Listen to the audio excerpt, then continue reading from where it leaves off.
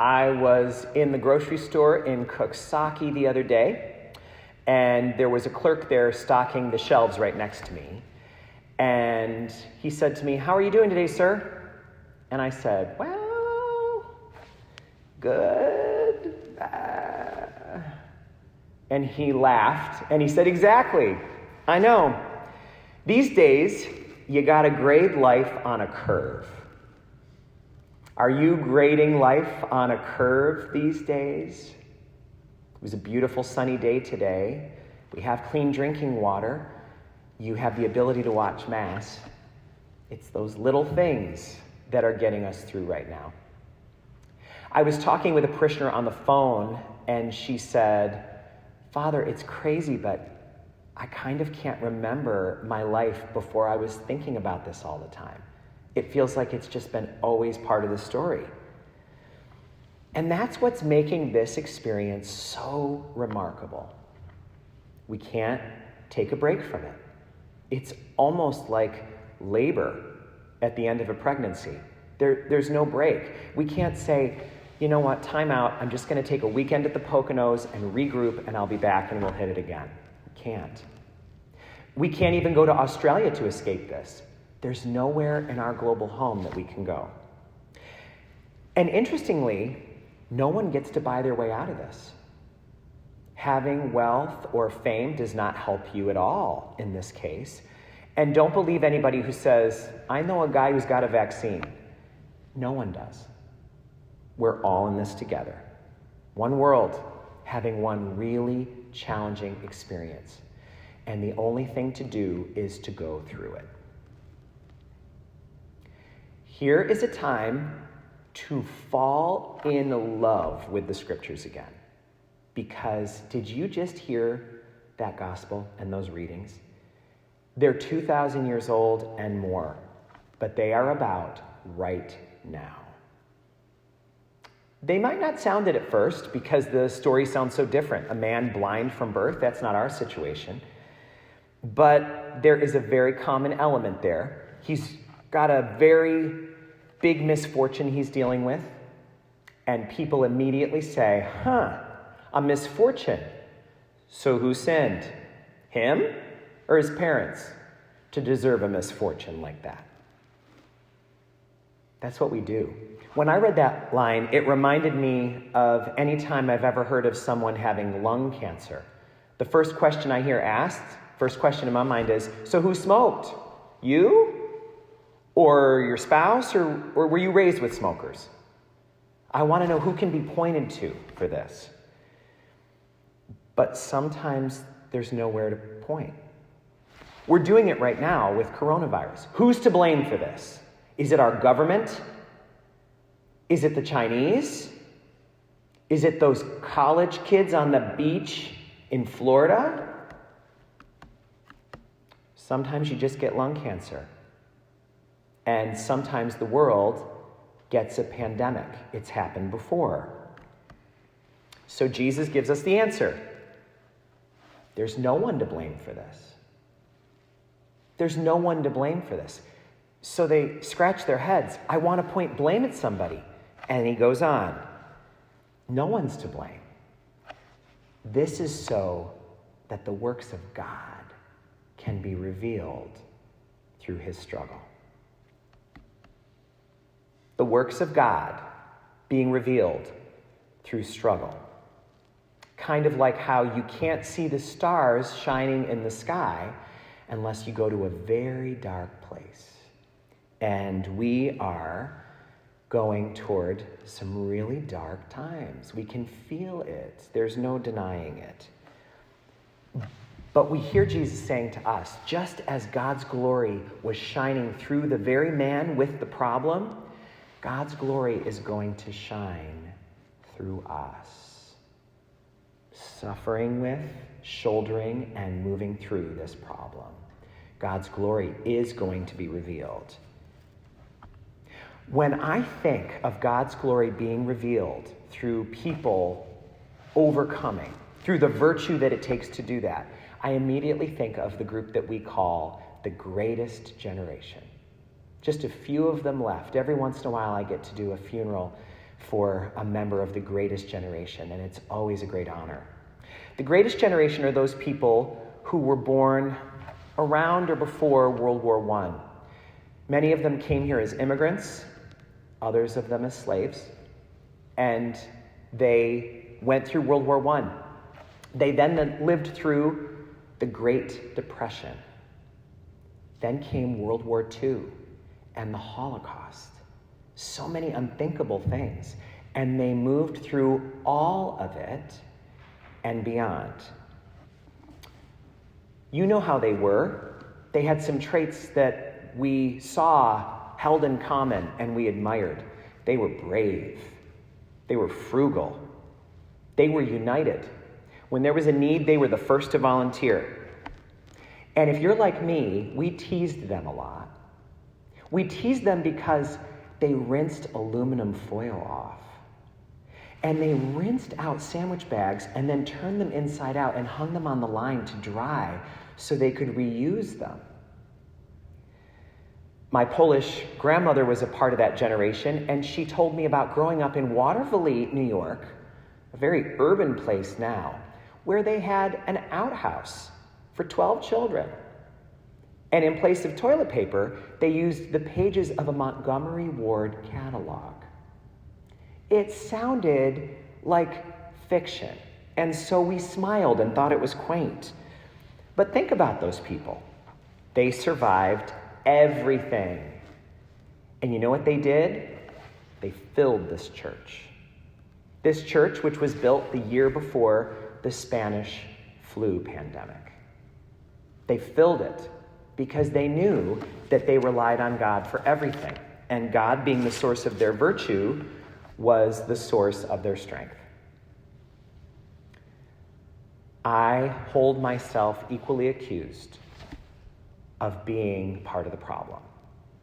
We have not been like them at all. Lately, we have not acted like descendants of that generation in any way, and it is time for us to admit it. They were united. We are the most divided Americans have ever been since the Civil War. They showed up for people. We give pot shots and snarky comments on social media and then run the other way. They were frugal. We brag about our economy, which is mostly made up of spending on ourselves. God's glory does not shine through that.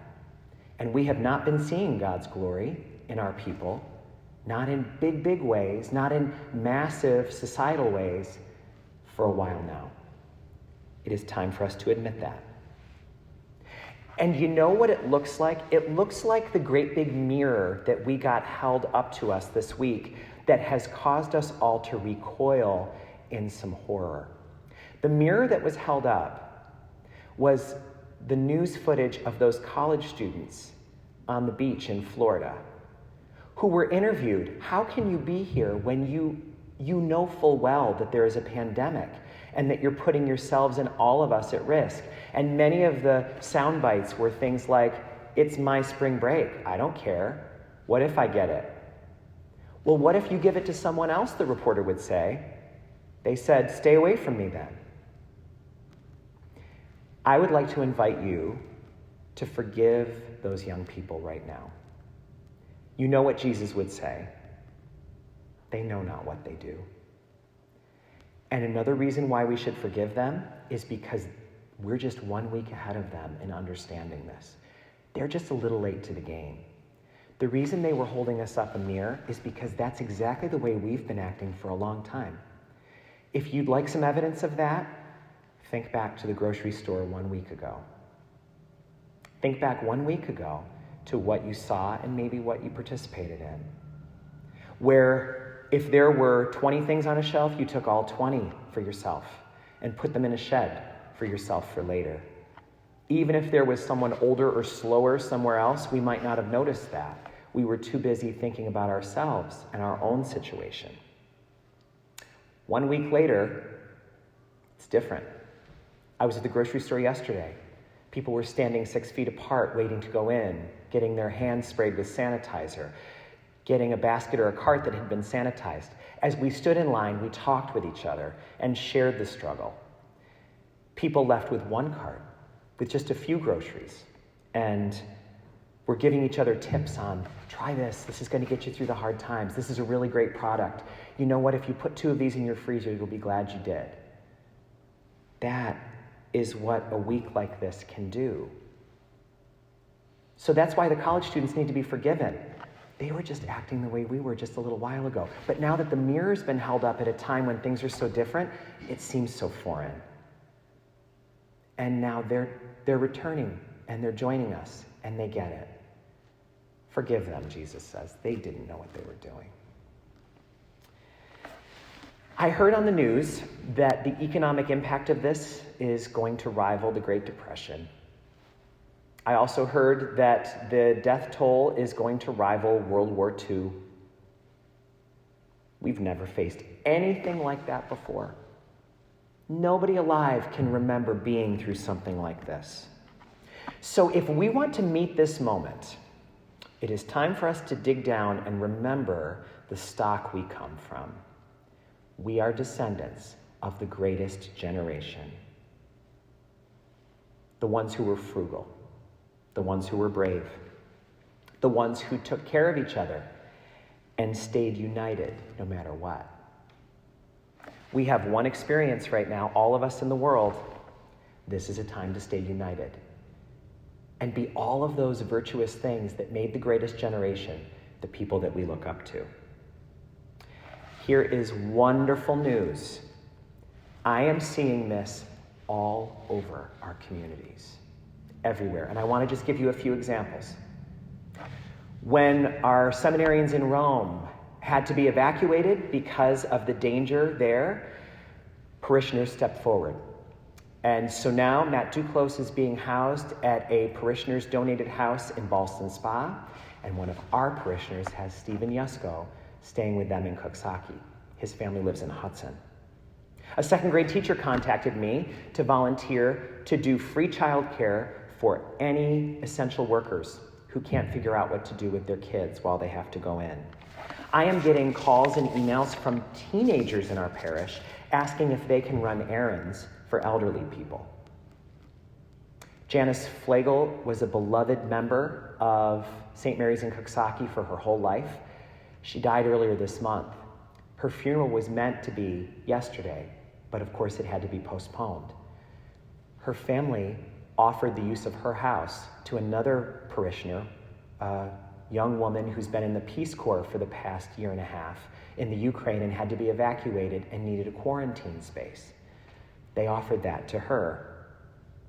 Because churches have no collections and pastors are terrified of having to lay off their staff, a financial planner in our parish has volunteered to help priests figure out how to arrange their finances so they don't have to do layoffs. And she's working with 3 priests right now. There's a family from New York City who has vacated up to their cabin in the Catskills. They called to ask if they could do home deliveries for our food pantry.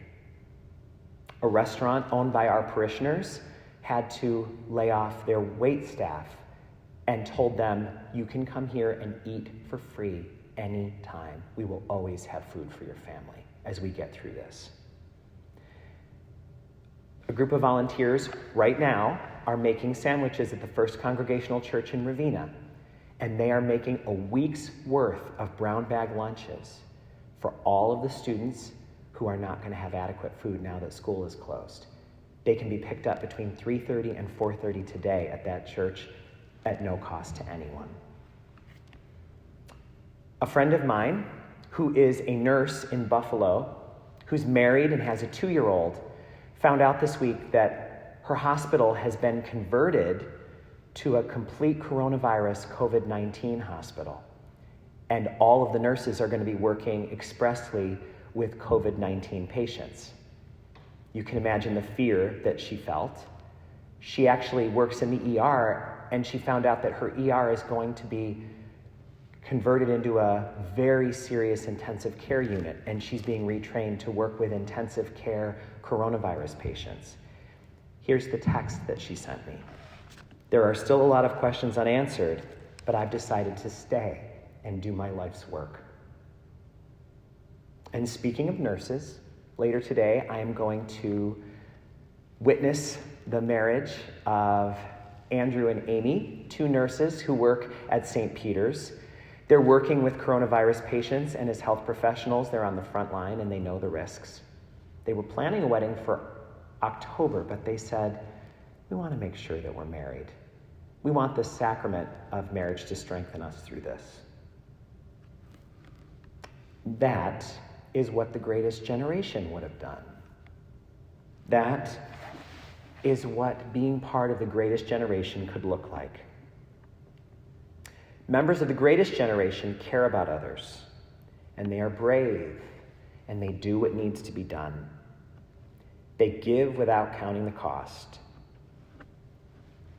They're apples off that tree, chips off that old block, and they're up to this.